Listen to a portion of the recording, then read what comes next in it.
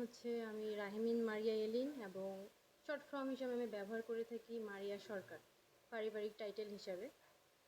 আমার পড়াশোনা হচ্ছে মকবুল রহমান সরকারি কলেজ পঞ্চগড়ে। আমি পঞ্চগড়েই থাকি, আমার ধর্ম হচ্ছে ইসলাম।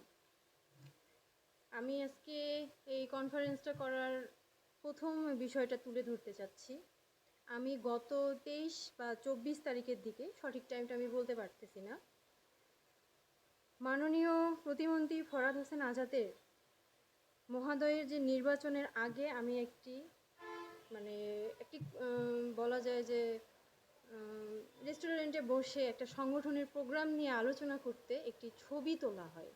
ছবিটি নির্বাচনের কমপক্ষে 5 থেকে 6 মাস আগের ছবি। ছবিটা আমার কাছে আছে, আমি ছবিটা সবাইকে দেখিয়ে দিচ্ছি। এই ছবির ব্যক্তিটা আমি। তো ঘটনা হচ্ছে যে গত 27 তারিখ যে মাননীয় প্রতিমন্ত্রী ফরহাদ হোসেন আজাদকে নিয়ে, যে মহোদয়কে নিয়ে যে অশ্লীল একটা ভিডিও ভাইরাল হয়, আমরা সকলেই দেখেছি। তো এই ভিডিওর সাথে আমার এই ছবিটা অ্যাড করে দিয়ে বিভিন্ন ফেসবুক সোশ্যাল নেটওয়ার্কিংয়ে ছাড়ানো হচ্ছে এবং একটা ভুল বায়োডাটা দেওয়া হচ্ছে।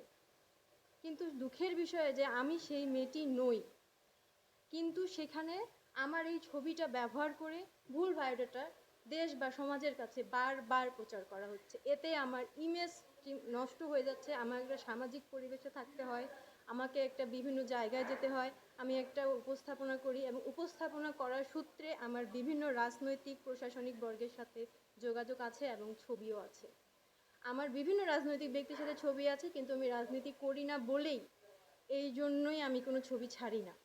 জাস্ট সেদিন আমি ভিডিও ভাইরালের 3 দিন আগে ছবিটা আমি জাস্ট মনের খুশিতে আমি এটা আপলোড করি, আগামী দিনের শুভেচ্ছা এই সূত্রে।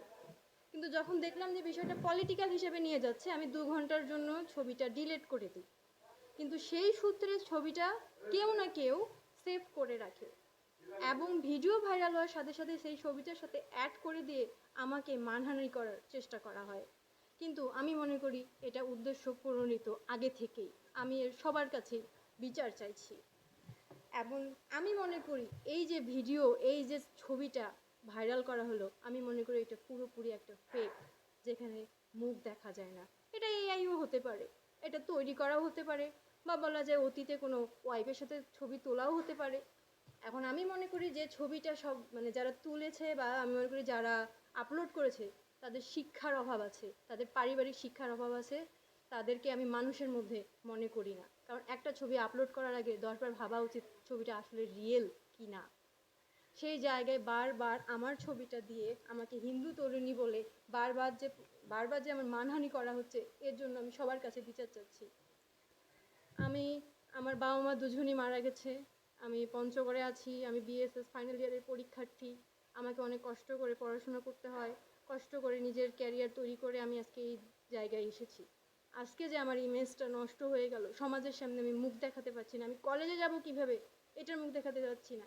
আমি মনে করি এটা আমাকে ইচ্ছে করে ফাঁসানো হয়েছে। এটাই আমি বলবো, আমি এর সবার কাছে বিচার চাচ্ছি এবং আমার এই ইমেজটা যে নষ্ট হয়েছে, কিছু কিছু যে মিডিয়া জগৎ যে এইভাবে প্রচার করতেছে, এর জবাব আমি আপনাদের কাছে চাইছি। আপনাদের কারো প্রশ্ন থাকলে